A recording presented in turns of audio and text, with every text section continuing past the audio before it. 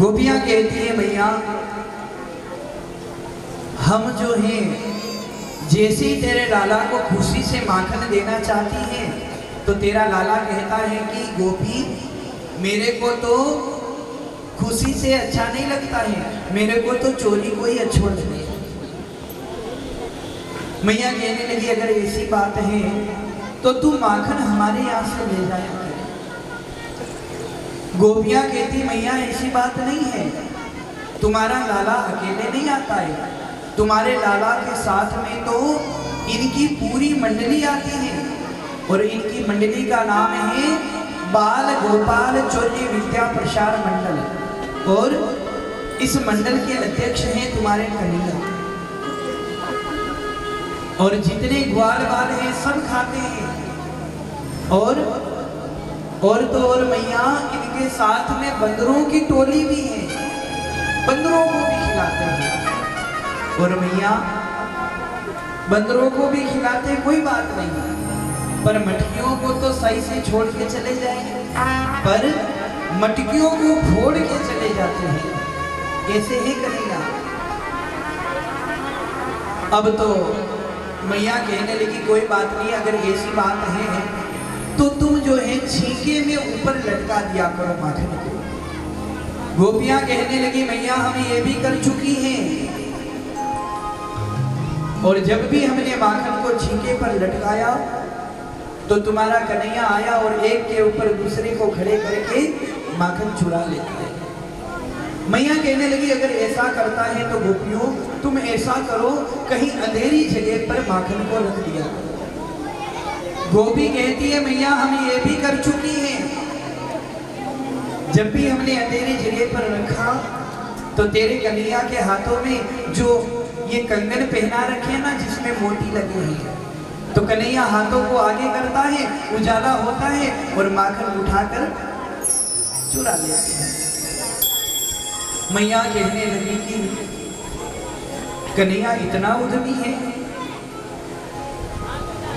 एक गोपी कहने लगी मैया ऐसी बात नहीं है, एक दिन की बात है हमारे घर में सत्यनारायण की कथा थी और मैं रसोई में भोजन बना रही थी, तेरा कन्हैया आया और आकर कहने लगा भाभी थोड़ा सा प्रसाद मेरे को भी दे दे।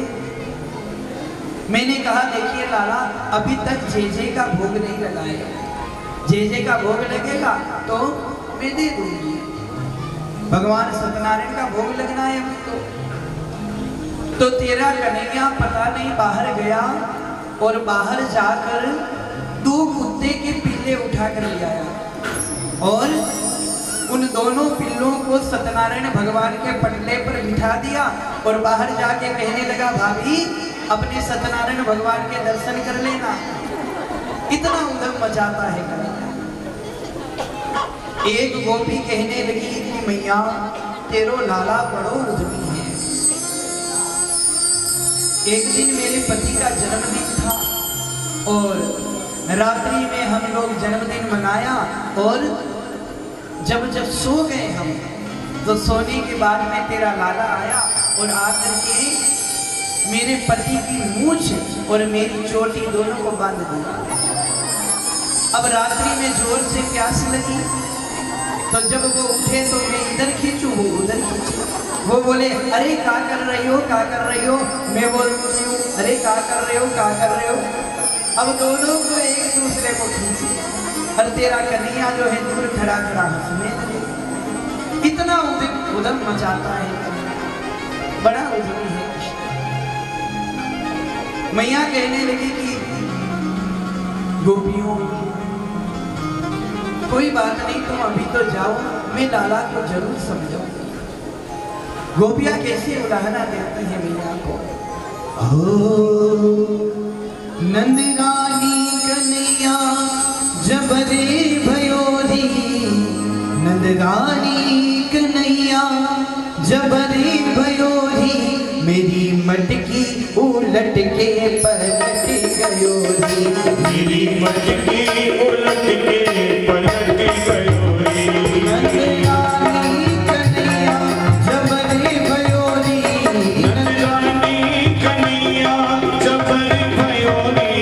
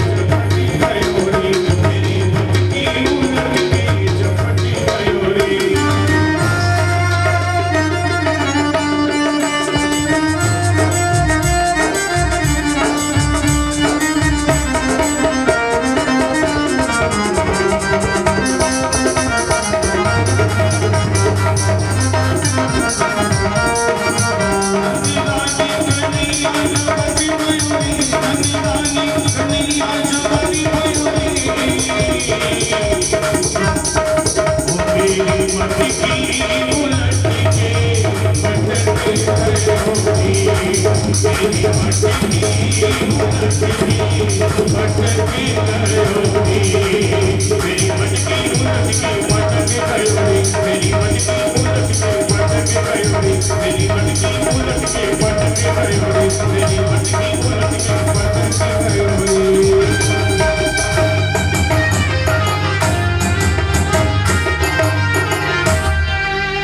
बोले माखन चोर भगवान की।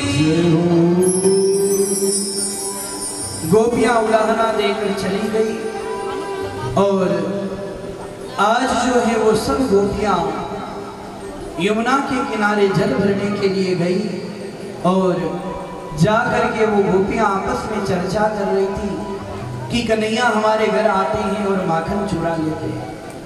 अब उन्हीं गोपियों में एक गोपी थी जिसका नाम था प्रभावती। प्रभावती नाम की जो गोपी है वो उन गोपियों से कहने लगी, देखिए गोपियों, तुम्हारे घर कन्हैया आते हैं और मटकी फोड़ के माखन चुराते हैं। हमारे घर कभी आए कन्हैया, ऐसा मजा चखाऊंगी कि जीवन में कभी चोरी करेगा ही नहीं करेगा। अब उन्हीं गोपियों के बीच में कन्हैया का एक छोटा सा सखा जो है ये बात सुन रहा था। कन्हैया का सखा गया और कन्हैया को बता दिया, कन्हैया आज प्रभावती ऐसे बोल रही थी। कन्हैया ने कहा ठीक है, आज जो है प्रभावती के घर पर ही जाकर माखन चुराना है। इधर प्रभावती तो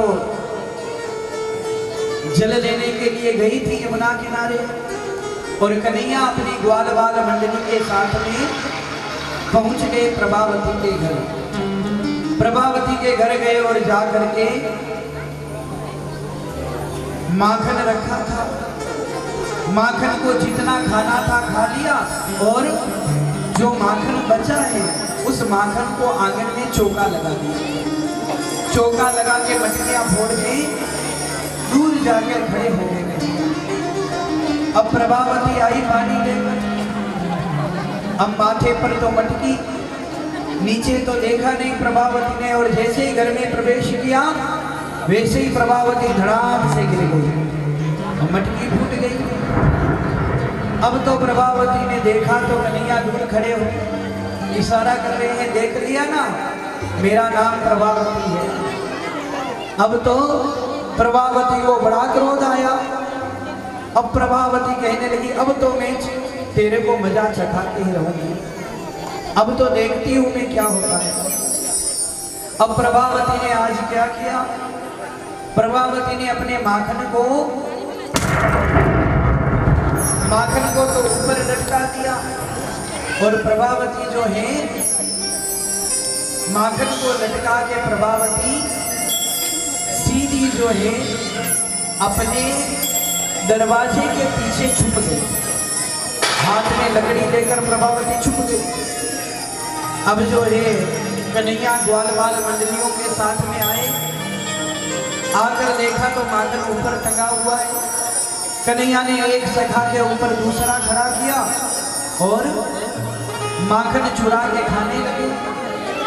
थोड़ा बहुत माखन खाया और प्रभावती निकल करके आई बाहर। जैसे ही प्रभावती को एक सखा ने देखा और कहने लगे, कन्हैया प्रभावती आ गई। अब तो सारे सखा वहां से उठ के चले गए और कन्हैया वहीं पर लटके रह गए। अब प्रभावती ने आकर के कन्हैया का हाथ पकड़ लिया और कहा कि आज तो तेरे को माँ यशोदा के सामने रंगे हाथ पकड़कर ले जाऊंगी। कन्हैया कहने लगे, प्रभावती मेरे को छोड़ दीजिए, आज के बाद में नहीं आऊंगा तेरे घर। पर प्रभावती कहने लगी, आज तो तेरे को ले जाऊंगी। अब प्रभावती जो है कन्हैया को लेकर जा रही है, साथ में बेचारे ग्वाल बाल सखा भी चल रहे हैं और उन ग्वाल बाल सखाओं में प्रभावती का एक देवर भी था, वो भी कन्हैया के सखाओं में ही था। अब प्रभावती लेकर जा रही है। कन्हैया कहने लगे, प्रभावती मेरा हाथ बड़ा दर्द कर रहा है, तुम ऐसा करो मेरे हाथ को छोड़ दो और इस हाथ को छोड़कर इस हाथ को पकड़ लीजिए। अब एक को छोड़ के दूसरे को पकड़ाने के चक्कर में कन्हैया ने प्रभावती के देवर का हाथ पकड़ लिया। अब कन्हैया जा करके मैया यशोदा के पास जाकर अंदर महल में सो गई। अब प्रभावती आई और आकर के द्वार पर खड़ी हो गई। प्रभावती कहने लगी कि मैया यशोदा देखिए, आज कन्हैया को रंगे हाथ पकड़कर लाई हूं मैं। मैया बाहर आई और जैसे ही मैया ने देखा, मैया देख करके कहने लगी कि प्रभावती तू पागल हो गई है क्या? अपने देवर का हाथ पकड़ रखा है। अरे प्रभावती थोड़ा अपना घूंघट को उठाकर तो देख लीजिए कौन है। प्रभावती ने जैसे ही घूंघट उठाकर देखा तो उसका देवर का हाथ पकड़ा है। अब तो प्रभावती नीची गर्दन करके खड़ी हो गई और कन्हैया उधर से देख रहे हैं। कन्हैया कहने लगे देख लिया ना, मेरा नाम प्रभावती है, बड़ी प्रभावती बन रही थी। अब तो कन्हैया कहने लगे मैया तुमने भी देख लिया ना, आज मैं चोरी नहीं करता हूं इन गोपियों के घर, ये गोपियां जो है मेरे को ऐसे ही बदनाम करती है। कन्हैया कहते हैं मैया से कि मैया इनको पतियारो करे मैं तस्करी सा चोर नाम मेरो धजो न देगी ब्याह। मैया ये गोपियां मेरा चोर नाम रख करके मेरा ब्याह भी नहीं होने देगी, ऐसी है गोपियां। पर फिर भी कन्हैया जो है मैया खूब समझाती है कन्हैया को, पर कन्हैया मानते नहीं है। उन ब्रज की गोपियों के घर में जाते हैं कन्हैया और जाकर माखन चुराते हैं कृष्ण। किस प्रकार कन्हैया माखन चुराते हैं, हम भी थोड़ा माखन चोरी लीला भगवान के दर्शन करेंगे। हो सुन रही सोना मैया,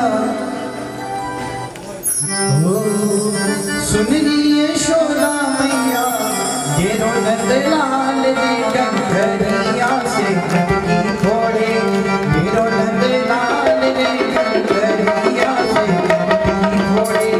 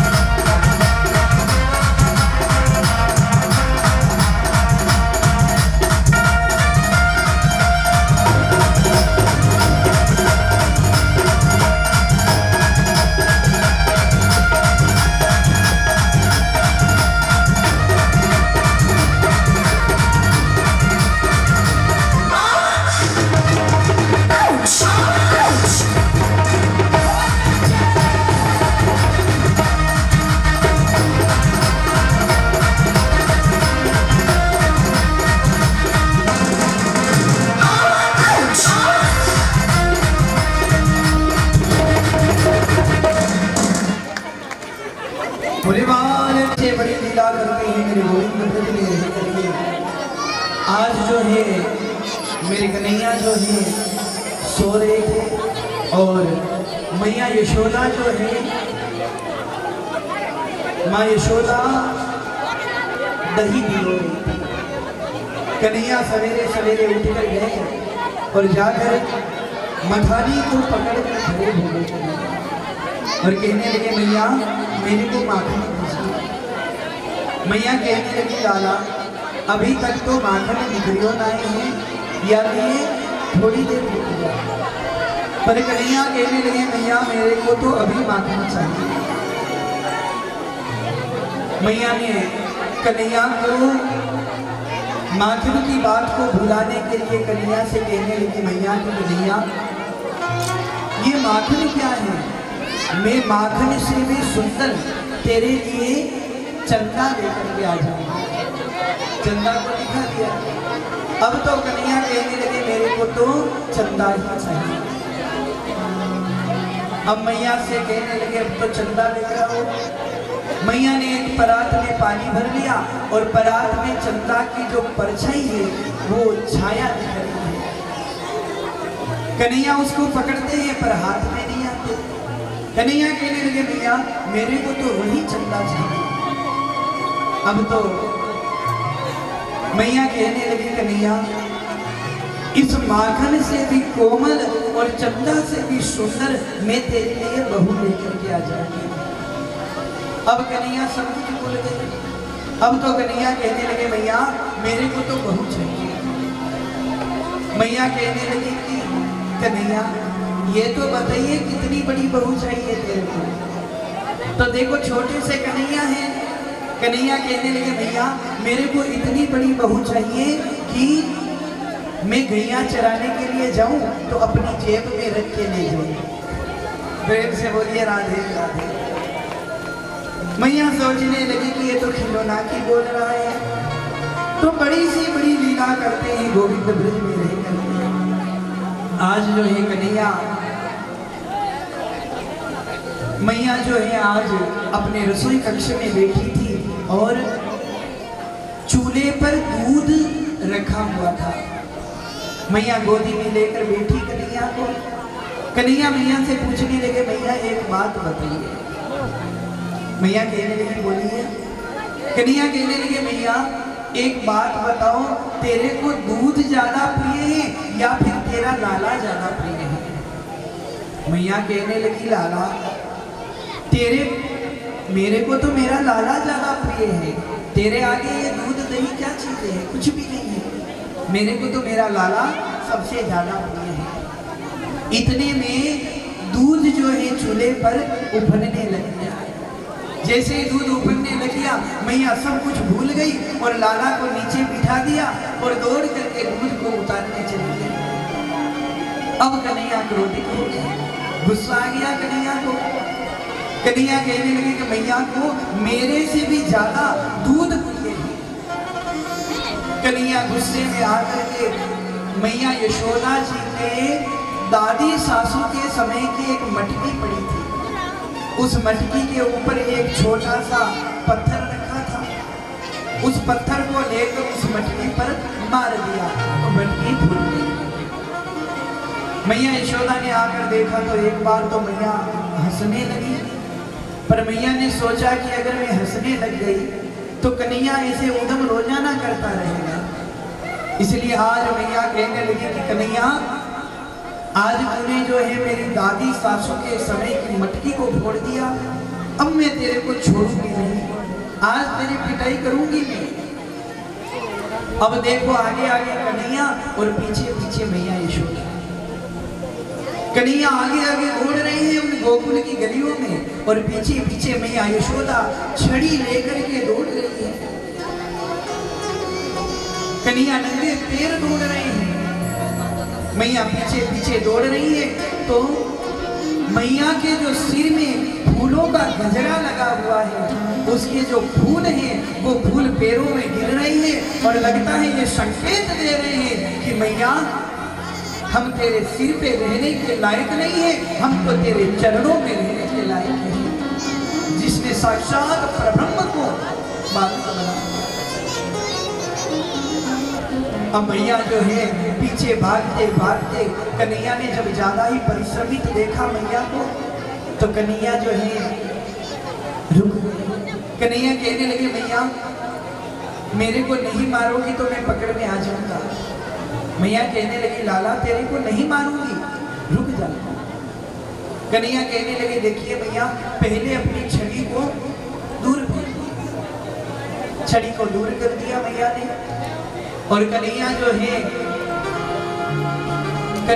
है तुरंत पकड़ में आ गया। कन्हैया को पकड़ कर लेकर आ गई मैया और कहने लगी, कन्हैया आज तो तेरे को मैं दंड देकर ही रहूंगी। हाथ में छड़ी लेकर के मैया डरा रही है और कन्हैया थर थर कांप रही है। इसीलिए कहते हैं कन्हैया जो है थर थर कांप रहे हैं, कृष्ण आंखों से आंसू जल रहे हैं। अब तो मैया कहने लगी कि आज तो मैं तेरे को दंड दूंगी। आज मैया जो है उंगल से बांध रही है कृष्ण को। रेशम की रस्सी ले ली मैया ने और रेशम की रस्सी लेकर मैया जो है कन्हैया को बांध रही है। अब देखिए, जैसे ही उस रस्सी से बांधने लगी मैया तो वो रस्सी जो है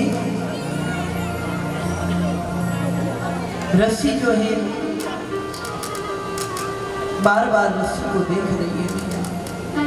सुखदेव जी कहते हैं, परीक्षित 1 मिनट अपनी आंखों को बंद करके देख लीजिए, ये झांकी कितनी सुंदर है और ये मैया क्या कर रही है, किसको बांध रही है ये।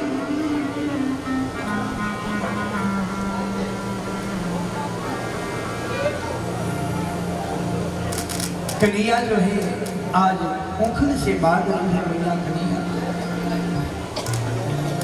यशोदा मैया उस रस्सी को बार बार देख रही है और देखिए ये रस्सी और उखल कौन है। जब मैया बांधने लगी तो 4 अंगुल रस्सी कम हो जाती है, रस्सी कम हो वापस जोड़ती है, वापस कम हो जाती है, क्योंकि ये रस्सी और उखल कोई और नहीं है। रस्सी स्वयं अदिति बन करके आई है और उखल जो है भगवान कश्यप बन करके आए। और कश्यप और अदिति दोनों मिलकर ये नहीं चाहते कि हमारे वामन को कोई बांधे, इसलिए 4 अंगुल कम हो जाते हैं। पर जब मैया को ज्यादा ही परिश्रमित देखा तो कन्हैया स्वयं जो है उखल में बंध गए। उखल के बाद के मैया तो अपना काम में व्यस्त हो गई। इधर मेरे कन्हैया ने मन में सोचा, नंद बाबा के द्वार पर 2 वृक्ष खड़े हैं यमलार्जुन के। ये वृक्ष कोई साधारण नहीं है, ये दोनों कुबेर के पुत्र हैं। नारद जी का सम्मान नहीं किया, इसलिए नारद जी ने जड़ वृक्ष होने का श्राप दे दिया। आज उनका भी उद्धार करना था कन्हैया को, तो मेरे कन्हैया ने धीरे धीरे अपने शरीर को ढीला किया और उखल पीछे लटक गए। गुटमन चलते हुए कन्हैया गए और उस यमलार्जुन के वृक्षों के बीच में होकर निकलने लगे। जैसे बीच में होकर निकले और कन्हैया की कोहनी का स्पर्श उन यमलार्जुन के वृक्षों को हुआ, वो वृक्ष धड़ाम से जमीन पर गिर गए और उनमें से 2 पुरुष निकले। दोनों पुरुष निकले हाथ जोड़कर कहने लगे, भगवान आज बड़ी कृपा की जो हमको मुक्ति मिली। दोनों भगवान को प्रणाम करके अपने धाम को प्रस्थान किया। ब्रजवासियों ने जब वृक्षों के गिरने की आवाज सुनी, ब्रजवासी दौड़े दौड़े आए। मैया यशोदा ने आकर के कन्हैया को गोदी में ले लिया। नंद बाबा कहने लगे यशोदा से कि यशोदा, लाला को ऐसे उखल से नहीं बांधना चाहिए थे। बड़ी से बड़ी लीला करते हैं मेरे गोविंद ब्रज में रह करके। आज मेरे गोविंद जो है खेलते खेलते ब्रह्मांड घाट पर पहुंच गए। ब्रह्मांड घाट पर पहुंचे कन्हैया, और कन्हैया ने मन में सोचा कि इस ब्रज की मिट्टी का बड़ा महत्व है,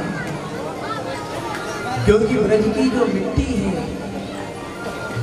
उसके लिए कहते हैं कि रमण रेत ले क्यों नहीं कियो न यमुना पार, रे मन तू समझो नहीं ब्रज को तत्व। जो रमण रेत में नहीं लेते, जमुना पार नहीं किया, उसका ब्रज में जाना ही व्यर्थ है। आज खेलते खेलते भगवान ब्रह्मांड घाट पर गए और कन्हैया ने खेलते खेलते ही वहां से एक मिट्टी का ढेला उठाया और उठाकर अपने मुख में रख दिया। मिट्टी का ढेला मुख में रख दिया कन्हैया ने। जैसी मिट्टी का ढेला कन्हैया ने मुख में रखा, और क्योंकि इस ब्रज की भूमि का कन्हैया मन में सोचने लगे कि वेदों में शास्त्रों में बड़ा सुंदर वर्णन आया है ब्रज की भूमि, इसलिए कन्हैया ने अपने मुख में रख लिया मिट्टी का ढेला।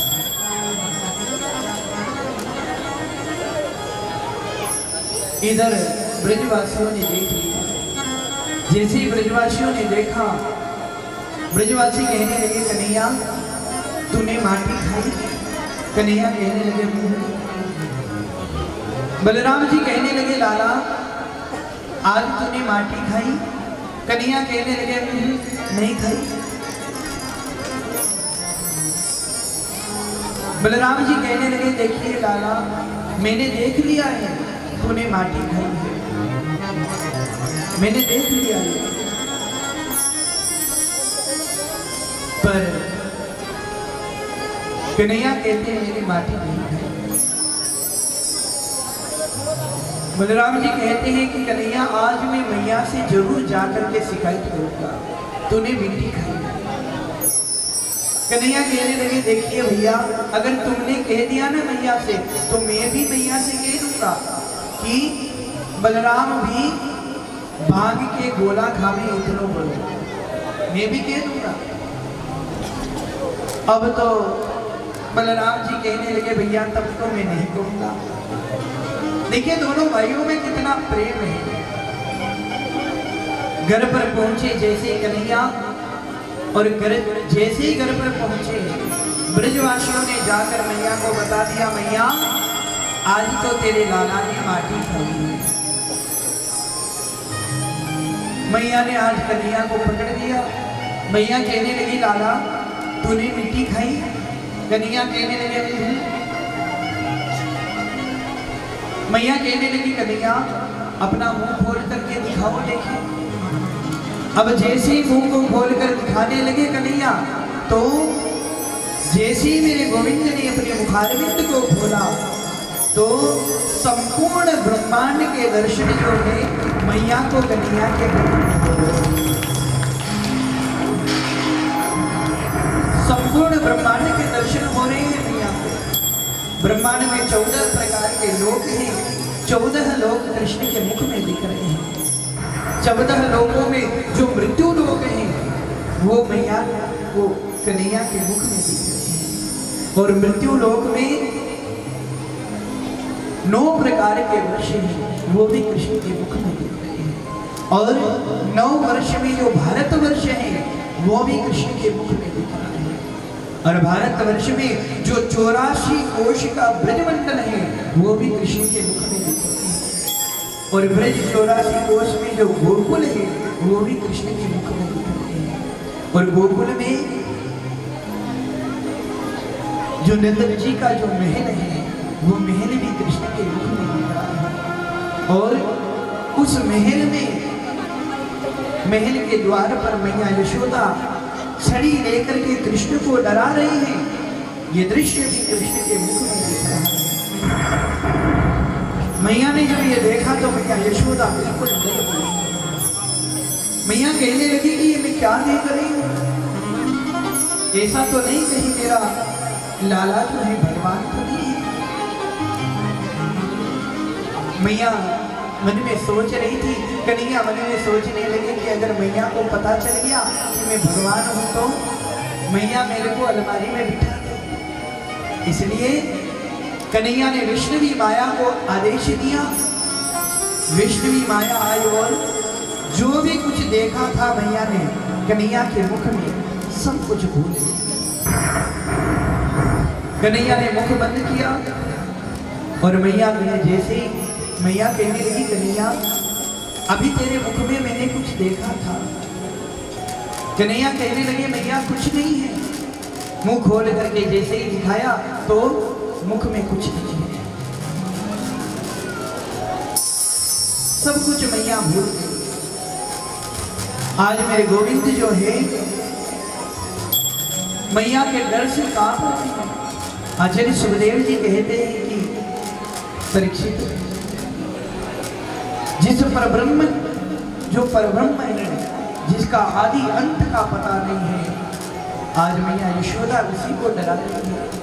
इसलिए कहते हैं कि जिनकी बंक भृगुटी के भय से सागर सप्त उबलते देखा, उनको ही यशोदा के आगे अश्रु अश्रु झर रहे हैं आंखों से। मैया डरा रही है।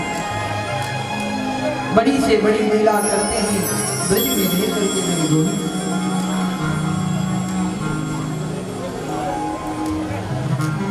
लेकिन यशोदा का जो वात्सल्य प्रेम है कृष्ण के प्रति वो बड़ा ही अद्भुत है, बड़ा ही है। पर जिस दिन से लाला का जन्म हुआ है कंस जो है एक एक करके राक्षसों को भेजता है और मेरे गोविंद जो है उनका उद्धार करते हैं। आज जो है नंद बाबा अपने भाइयों को बुला करके बैठे और कहने लगे कि देखिए जिस दिन से लाला का जन्म हुआ है यहाँ पर राक्षस आ रहे हैं लाला को मारने के लिए। इसलिए मैंने तो मन में ये विचार बना लिया है कि मैं यहाँ से गोकुल छोड़कर कोई अन्यत्र जगह चला जाऊं। नंद बाबा ने जब ये बात कही तो नंद जी के बड़े भ्राता हैं जिनका नाम है घनानंद जी। घनानंद जी ने कहा कि नंद बाबा, हमको जो है लाला की सुरक्षा के लिए यहाँ से जाना ही चाहिए और हम सब ब्रजवासी आपके साथ में चलेंगे। घनानंद जी ने कहा कि हमारे गोकुल जैसे ही एक बड़ी सुंदर नगरी है जिसका नाम है वृंदावन। वनम वृंदावनम नाम पसव्यम नवकाननम गोप गोपी गवां सेव्यम पुण्यादि तृणवीरुधम। घनानंद जी कहने लगे कि वृंदावन सी सुंदर जगह और कहाँ मिलेगी, हमको वृंदावन चलना चाहिए। क्योंकि वृंदावन किसको कहते हैं? वृंदावन का मतलब क्या है? वृंदा कहते हैं तुलसी को, और जो तुलसी का वन है उसी का नाम है वृंदावन। घनानंद जी कहते हैं कि नंद जी, हमारे गोकुल के जैसे ही वहां पर भी यमुना बहती है और वहां पर गोवर्धन गिरिराज की तलहटी बनी है। वृंदावनम गोवर्धनम यमुना कुलिनानि च वीक्षाशीदुत्तमा प्रीति राम माधुर्योर्नपः। ऐसा पवित्र वृंदावन है, वहां पर हमको चलना चाहिए। नंद बाबा कहने लगे ठीक है। सारे गोकुलवासी जो है तैयार हो गए, सबने अपना अपना सामान जो है बैलगाड़ियों पर रख लिया और सब लोग वृंदावन की ओर जा रहे हैं। देखिए, कन्हैया की सुरक्षा के लिए नंद बाबा ने इतना वैभव सब छोड़ दिया। जहां मेरो लाला सुखी नहीं है वहां मेरे को भी नहीं रहना चाहिए। आगे आगे कन्हैया चल रहे हैं। नंद बाबा और समस्त गोकुलवासी जो है बैलगाड़ियां लेकर चल रहे हैं।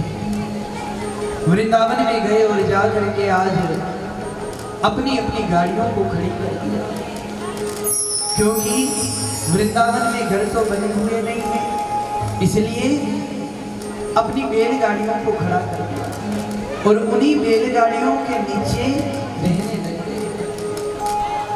धीरे धीरे कन्हैया बड़े हो रहे हैं और देखिए बलराम जी बड़े हैं कन्हैया से, इसलिए बलराम जी जो है बछड़े चराने के लिए जाते हैं, पर कन्हैया छोटे हैं इसलिए कन्हैया नहीं जाते। पर आज कन्हैया मैया से कहने लगे, मैया अब मेरे को भी बछड़ा चराने की अनुमति मिलनी चाहिए। मैया कहने लगी ठीक है। तो आज परम पावन गोपाष्टमी का दिन था। मैया ने कन्हैया के हाथ से गौ का पूजन करवाया, गाय का पूजन करवाया और आज से मेरे गोविंद जो है बछड़े चराने के लिए जाते हैं और आज से मेरे गोविंद का नाम हो गया गोपाल। बोले गोपाल भगवान की। कन्हैया गोचारण के लिए जाते हैं और बलराम जी भी बछड़े चराते और कन्हैया भी बछड़े चराते। आज मेरे गोविंद जो है बछड़े चराते चराते जैसे ही जंगल में पहुंचे तो आज कंस ने जिस राक्षस को भेजा उसका नाम है धेनुकासुर। धेनुकासुर जो है बछड़े के रूप में आया और भगवान के उन बछड़ों में आकर मिल गया। कन्हैया ने बलराम जी को कहा कि बलराम देखिए, लगता है ये बछड़ा हमारे यहाँ पर नया आया है। बलराम जी समझ गए और उन हजारों बछड़ों में से ढूंढ करके उस धेनुकासुर को निकाल लिया और उसका उद्धार कर दिया।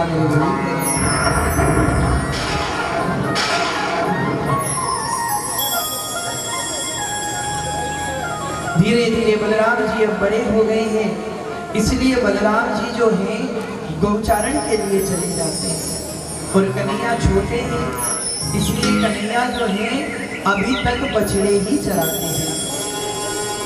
आज जो है मेरे गोविंद अपने बछड़ों को लेकर के जैसे ही कन्हैया जो है वन में गए तो आज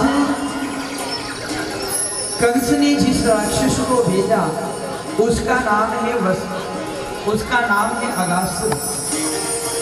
अगासुर को भेजा आज कंस ने।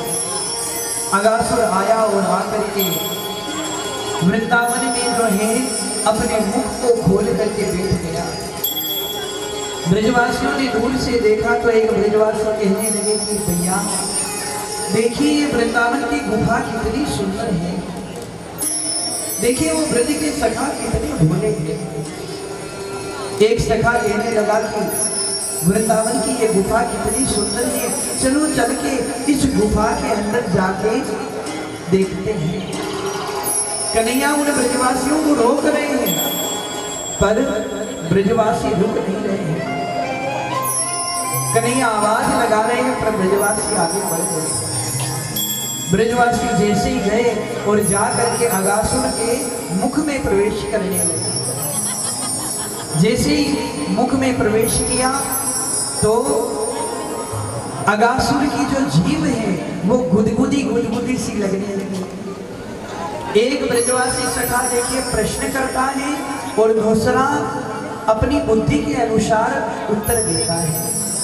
एक ब्रजवासी कहता है भैया इस गुफा में ये गुदगुदा क्या लग रहा है। एक ब्रजवासी कहने लगा कि देखिए जो अच्छी वाली गुफा होती है ना उसमें ऐसे ही गद्दे बिछे होते हैं, ये तो गद्दे बिछे हुए हैं। अब ब्रजवासी जैसे ही आगे बढ़े और उन ब्रजवासियों ने ऊपर की ओर देखा तो ऊपर अगासुर के जो दांत हैं बड़े बड़े दांत लटक रहे थे। उन दांतों को जब देखा एक सखा पूछता भैया ये क्या है। एक सखा कहने लगा अरे भैया ये तो कोई वृंदावन की बहुत बड़ी गुफा है और इस गुफा में संत महात्मा तपस्या कर रहे होंगे, इसलिए उन महात्माओं का नियम होगा कि जो भी अंदर आए वो अपना अपना सामान खूंटी पर लटका के आए, इसलिए खूंटियां लगी हुई है। तो उन ब्रजवासियों ने अपना सारा खाने पीने का सामान था वो सब उन अगासुर के दांतों पर टांग दिया, दांतों पर टांग दिया और अंदर जाने लगे। एक सखा ने ऊपर की ओर देखा तो लाल लाल तलवार दिखाई देने लगा अगासुर का। एक सखा कहता है लाला ये लाल लाल क्या है इसमें। एक सखा अपनी बुद्धि के अनुसार उत्तर देता है और कहता है भैया जो अच्छी वाली गुफा होती है ना उसमें ऐसे ही कलर होते हैं, ये तो कलर कर रखा है इसमें।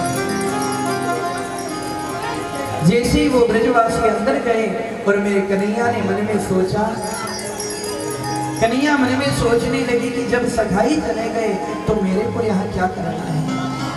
मेरे गोविंद भी उस अगासुर के मुख में प्रवेश कर गए। जैसे ही अंदर गए कन्हैया और उस अगासुर ने अपने मुख को बंद कर दिया। अगासुर ने अपने मुख को जैसे ही बंद किया मेरे गोविंद ने जो है अपने शरीर को फुलाना प्रारंभ किया और अगासुर का जो सिर है वो फट गया और अगासुर का उद्धार हो गया। बोलिए भगवान अगासुर का उद्धार कर दिया मेरे गोविंद ने और अपनी अमृत वर्षणी मुरली को बजाकर सारे ब्रजवासियों की मूर्छित अवस्था को मैया मेरे गोविंद। और आज उन ब्रजवासियों को लेकर के मेरे गोविंद आए और आकर कहने लगे, ब्रजवासियों अब बड़ी जोर से भूख लगी है, भोजन करना है। चारों तरफ ब्रजवासी सखा बैठे हैं और बीच में कन्हैया बैठे हैं। सभी ब्रजवासी जो है कन्हैया को अपने अपने घर का भोजन करवा रहे हैं। एक सखा कहता है, कन्हैया मेरे घर से आज इतना सुंदर भोजन लाया हूं, ये तुम पाइए। सब अपना अपना भोजन करवा रहे हैं। इतने में कन्हैया के उन सखाओं में एक सबसे गरीब सखा था जिसका नाम है मधुमंगल। मधुमंगल मन में सोचने लगा कि मेरे घर पर भी कुछ होता तो आज मैं भी कन्हैया को खिलाता। कन्हैया उसकी भावना को समझ गए और कन्हैया ने सबके सामने कह दिया कि आज तो मैं मधुमंगल के घर का भोजन करूंगा। मधुमंगल कहने लगा, कन्हैया तुम जरा रुको, मैं अभी घर जाता हूं और कुछ लेकर के आता हूं। मधुमंगल दौड़ा दौड़ा गया और अपनी मैया से कहने लगा, मैया आज इतने सखाओं में कन्हैया ने कहा है कि मेरे को तो मधुमंगल के घर का भोजन करना है, कुछ हो तो दे दीजिए। मैया कहने लगी, लाला और तो कुछ है नहीं, और 5 दिन की रखी हुई कड़ी जरूर है। मधुमंगल उस कड़ी को लेकर के चला गया, लेकिन मधुमंगल ने मन में विचार किया रास्ते में कि मेरा कन्हैया तो सुंदर माखन मिश्री का भोग लगाता है, इस कड़ी को वो कैसे खाएगा। तो मधुमंगल जो है झाड़ी के पीछे छुपकर उस कड़ी को स्वयं पीने लग गया, स्वयं कड़ी को पीने लग गया। अब वो कड़ी की आवाज जब सुनी, ब्रजवासी कहने लगे, कन्हैया ये आवाज कहाँ से आ रही है। कन्हैया कहने लगे कि कोई बात नहीं है, तो मधुमंगल जो है कड़ी पी रहा है, कड़ी पी रहा है मधुमंगल। कन्हैया ने जाकर देखा, तब तक तो मधुमंगल सारी कड़ी पी गया। पर कन्हैया कहने लगे, मधुमंगल मेरे लिए तुम कड़ी लेकर के आए और स्वयं पी गए। मधुमंगल कहने लगा, क्या करे, मैंने सोचा इतनी खट्टी कड़ी कन्हैया कैसे पिएंगे। पर कन्हैया कहने लगे, मधुमंगल मेरे लिए तो अभी तक भी कड़ी बची हुई है, और मेरे कन्हैया ने जो मधुमंगल के मुख पर लगी हुई जो कड़ी है उसी को चाट लिया। ये दृश्य को जब देखा, इस दृश्य को जब देखा, जैसे इस दृश्य को देखा ब्रह्मा जी ने ऊपर से, ब्रह्मा जी ने देखा तो ब्रह्मा जी मन में विचार करने लगे कि ये तो प्रब्रह्म नहीं हो सकता, ये भगवान नहीं हो सकता, ये इन ब्रजवासियों का झूठा खा रहा है, ये ब्रह्म नहीं हो सकता। इधर ब्रह्मा जी आए और ब्रह्मा जी जो है कन्हैया के बछड़ों को चुरा कर ले गए ब्रह्मलोक। कन्हैया ने आकर देखा तो बछड़े नहीं। अब कन्हैया बछड़ों को ढूंढने के लिए गए, तब तक जैसे ही बछड़े ढूंढने के लिए गए तब तक कन्हैया के जितने सखा हैं उन सब सखाओं को भी ब्रह्मा जी ने चुरा कर ले गए ब्रह्मलोक में। अब कन्हैया ने आकर जब देखा तो कन्हैया ने देखा बछड़े भी गए, सखा भी गए, अब क्या करें। कन्हैया ने आंखें बंद करके देखा तो कन्हैया सब समझ गए। अब तो कन्हैया ने अपने ही शरीर से जितने सखा और जितने बछड़े चुराए थे ब्रह्मा जी ने, वो सब अपने ही शरीर से प्रकट कर दिए कन्हैया ने। रोजाना की भांति चराने जाते, वापस लौटते आते। जब ज्यादा दिन हो गए तो ब्रह्मा जी ने एक दिन देखा कि मैं देख तो लूं क्या हो रहा है नीचे। ब्रह्मा जी ने जैसे ही देखा तो वही बछड़े, वही ग्वाल बाल। अब तो ब्रह्मा जी सोचने लगे कि वास्तव में ये तो परब्रह्म ही है। ब्रह्मा जी इधर क्षमा मांगने के लिए आए। जैसे ही ब्रह्मा जी क्षमा मांगने के लिए आए, वैसे ही कन्हैया जो है ब्रह्मा बन करके ब्रह्मलोक में चले गए। और जा करके द्वारपालों से कहा कि देखिए आजकल बहुरूपिया ब्रह्मा बहुत घूम रहे हैं यहाँ पर, कोई आ जाए तो अंदर प्रवेश मत करने देना। और स्वयं जा करके ब्रह्मा जी के सिंहासन पर कन्हैया बैठ गए। ब्रह्मा जी कन्हैया को ढूंढने के लिए आए, ढूंढ करके वापस ब्रह्मलोक में पहुंचे। जैसे ही ब्रह्मलोक में पहुंचे ब्रह्मा जी तो अंदर जाने लगे, द्वारपालों ने रोक दिया और कहा कहाँ जा रहे हो? ब्रह्मा जी कहने लगे भाई मैं ब्रह्मा हूँ, मैं अपने सिंहासन पर बैठूंगा जाकर। द्वारपाल कहने लगे देखिए तुम्हारे जैसे बहुरूपिया ब्रह्मा बहुत घूमते संसार में, चले जाओ यहाँ से, हमारे ब्रह्मा जी तो अंदर बैठे हुए हैं। अब तो ब्रह्मा जी मन में सोचने लगे कि अब तो गद्दी भी गई, अब क्या करें। आंखें बंद करके देखा तो कन्हैया सिंहासन पर बैठे हैं। अब तो ब्रह्मा जी कहने लगे भैया तुम्हारे ब्रह्मा जी वही हैं, मैं तो बहुरूपिया हूं पर मेरे को दर्शन के लिए तो जाने दीजिए एक बार। द्वारपाल कहने लगे अब हुई ना बात, ठीक है चलो जाओ दर्शन करिए। ब्रह्मा जी अंदर गए और अंदर जाकर के भगवान के चरणों में लौट गए और कहने लगे भगवान मेरे से बहुत बड़ी गलती हो गई, मेरे को क्षमा कीजिए। आज समस्त ब्रजवासियों को मेरे गोविंद लेकर के आए और अपनी अमृत वर्षुणी मुरली को बजाकर सारे सब की मूर्छित अवस्था को दूर किया मेरे गोविंद। बड़ी से बड़ी लीला करते हैं मेरे गोविंद ब्रज में नहीं करते। कन्हैया गोचारण के लिए जाते हैं वापस आते हैं। आज मेरे गोविंद ने मन में विचार किया कि मेरा इस ब्रज में आने का मूल उद्देश्य क्या है। ब्रज में आने का मेरा मूल उद्देश्य ये है कि इन ब्रजवासियों के संकट को दूर करना, ब्रजवासियों के संकट को दूर करना ही मेरा उद्देश्य है।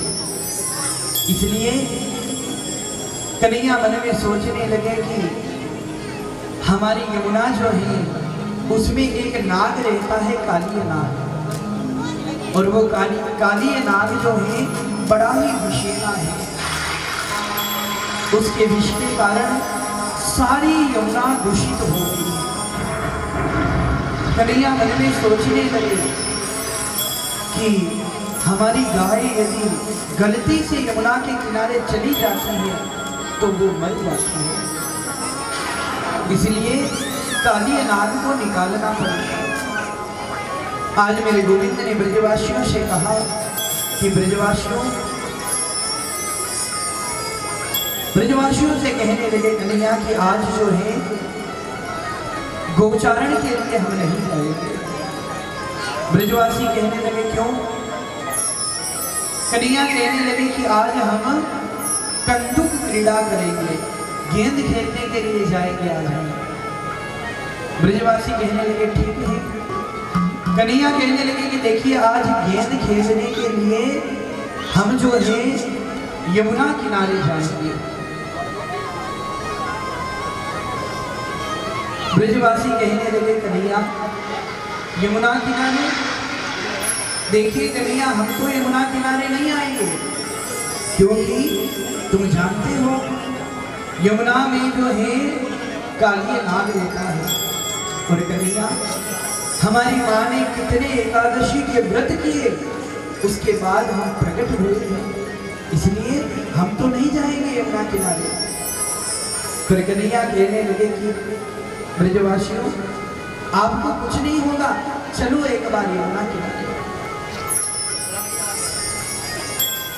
आज समस्त ब्रजवासियों को लेकर मेरे गोविंद यमुना के किनारे पहुंचे। जैसे ही कन्हैया यमुना के किनारे पहुंचे और कंदुक क्रीड़ा प्रारंभ हुई, गेंद खेलने लगे।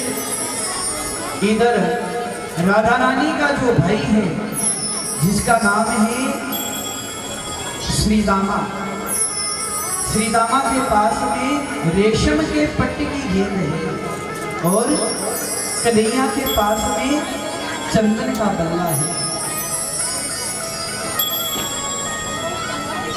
चंदन का बल्ला लेकर के मेरे गोविंद गए और कन्हैया गेंद खेलते खेलते मेरे गोविंद जो है जैसे ही कन्हैया का नंबर आया गेंद खेलने का, तो मेरे गोविंद ने जो है ऐसा बल्ला मारा कि गेंद जो है सीधी यमुना के अंदर चली गई। जैसे यमुना के अंदर गेंद गई, अब तो श्रीदामा कहने लगा कि कन्हैया, मेरी गेंद को तुमने यमुना में फेंक दिया, पर मैं तो मेरी वही गेंद को लेकर रहूंगा। कन्हैया कहने लगे श्रीदामा, तू उस गेंद की बात को छोड़ दीजिए, मैं तेरे को ऐसे ही रेशम की पट्ट की 10 गेंद लाकर दे दूंगा। पर श्रीदामा कहने लगा कि भैया, मेरे को तो वही गेंद चाहिए। कन्हैया कहने लगा, देखिए श्रीदामा,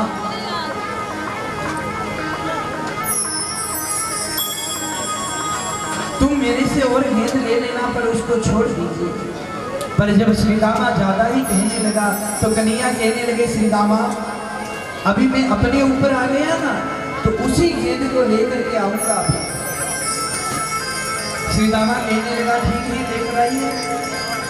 मेरे गोविंद जो है आज उछल करके कदम्ब के पेड़ पर पहुंचे, और कदम्ब के पेड़ पर पहुंचकर मेरे गोविंद ने यमुना में छलांग लगा दी।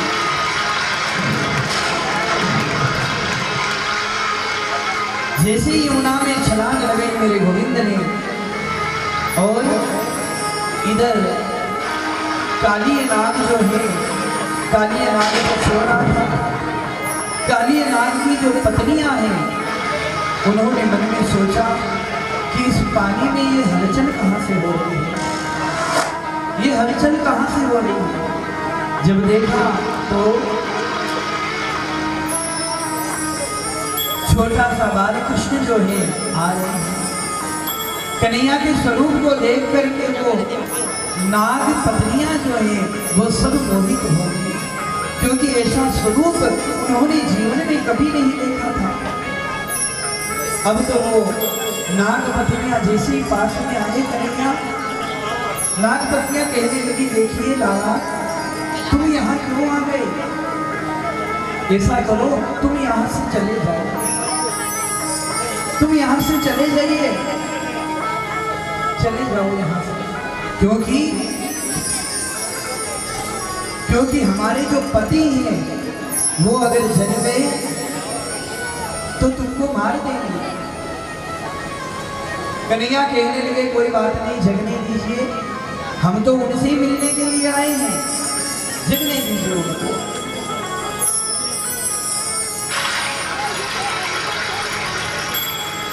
इतने में इतनी सी वार्ता हो रही थी, तब तक काली नाग जो है जग गया।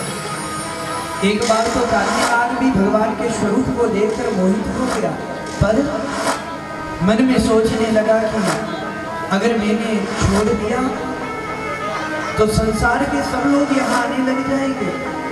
इसलिए काली नाग ने जो है कन्हैया को पकड़ लिया। जैसे ही काली नाग ने पकड़ा, मेरे गोविंद ने जो अपने शरीर को फुलाना प्रारंभ किया, और पुनः छोटे बन करके उछल करके मेरे गोविंद जो है काली नाग के फन पर जाकर खड़े हो गए।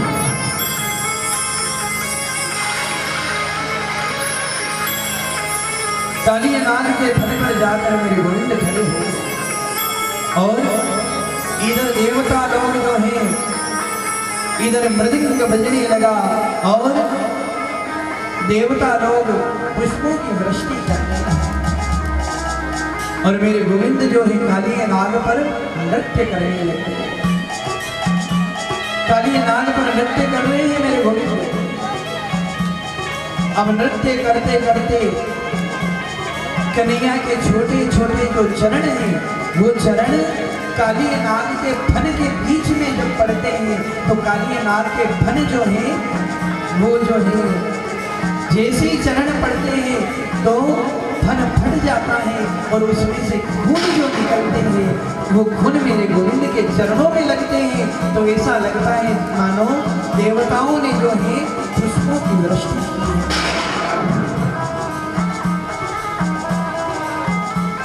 अब जो है मेरे गोविंद काली नाग के फन पर नृत्य कर रहे हैं कन्हैया। नृत्य करते करते जब ज्यादा ही देर हो गई, नाग पत्नियां प्रार्थना करने लगी, भगवान अगर आप थोड़ी देर और नृत्य करते रहे तो हमारे पति तो मर जाएंगे। अब देखिए इतनी देर तो काली नाग भी कुछ नहीं बोला, पर अब काली नाग भी भगवान के चरणों में हाथ जोड़कर प्रार्थना करने लगा। काली नाग कहने लगा, भगवान एक बात बताइए, एक बात बताइए कि ये नागों को कौन बनाते हैं? भगवान कहने लगे, नागों को नहीं बनाता हूँ। फिर बोले, इन नागों में जहर कौन भरता है? बोले, वो भी नहीं भरता हूँ। तो फिर आप मेरे को क्यों मार रहे हो? कन्हैया कहने लगे, काली नाग तुम्हारा यहाँ रहना उचित नहीं है।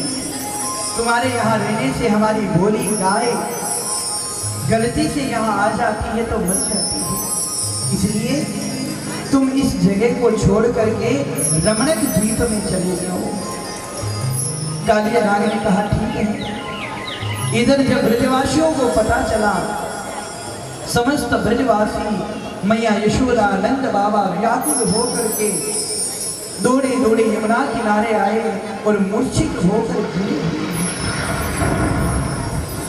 आज मेरे कन्हैया को काली नाग बिठा करके जैसे यमुना के ऊपर निकला, मेरे गोविंद ने देखा कि सारे ब्रजवासी मूर्छित होकर के पड़े हैं। मेरे गोविंद ने आज अपनी अमृत वर्षिणी मुरली को बजाया और उन सारे ब्रजवासियों की मूर्छित अवस्था दूर हुई। मैया यशोदा ने जब देखा, जैसे ही मैया यशोदा ने देखा और देखते ही मैया आवाज लगाने लगी, कन्हैया ये काली नाग है, तेरे को मार देगा, तू नीचे उतर जा। कन्हैया कहने लगे, मैया अब ये मेरे को नहीं मारेगा, अब तो ये मेरा चेला हो गया है, अब नहीं मारेगा ये। मेरे गोविंद ने काली नाग को यमुना से निकाल करके रमणक द्वीप में भेज दिया और उन ब्रजवासियों के कष्ट की निवृत्ति की। मेरे गोविंद बड़ी से बड़ी लीला करते हैं मेरे गोविंद ब्रज में रह करके। आज जो है मेरे कन्हैया जो है गौचारण करने के लिए जाते हैं। जैसे ही कन्हैया गौचारण के लिए जाते हैं तो जो ब्रज की गोपियां हैं वो गोपियां भगवान के स्वरूप को देखती हैं। वरहा पीडम नटवर वपु कर्णयो कर्णीकारम विभ्रद्वाशः कनक कपिशम विजयन्तीं च माला।